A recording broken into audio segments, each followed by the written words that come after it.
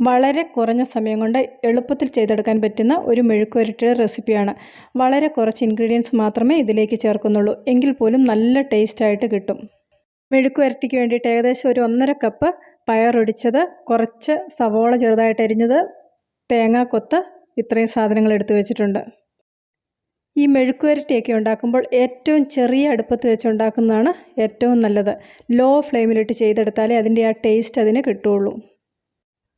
ഒരു പാത്രത്തിൽ കുറച്ച് കൂടുതൽ വെളിച്ചെണ്ണ ഒഴിച്ചതിന് ശേഷം കടുക് പൊട്ടിച്ചെടുക്കാം. അതിലേക്ക് കുറച്ച് ഉള്ളിയും കറിവേപ്പിലയും കൂടെ ചേർത്ത് കൊടുക്കുന്നുണ്ട്.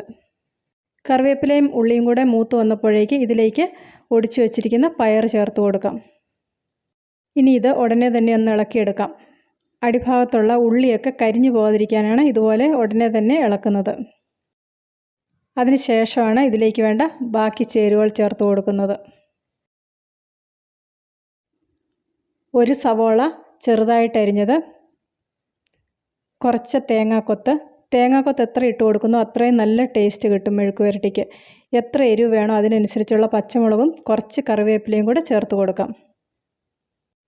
അടുത്തതായിട്ട് ഇതിലേക്ക് ആവശ്യമായ ഉപ്പും കൂടെ ചേർത്ത് കൊടുക്കുന്നുണ്ട്.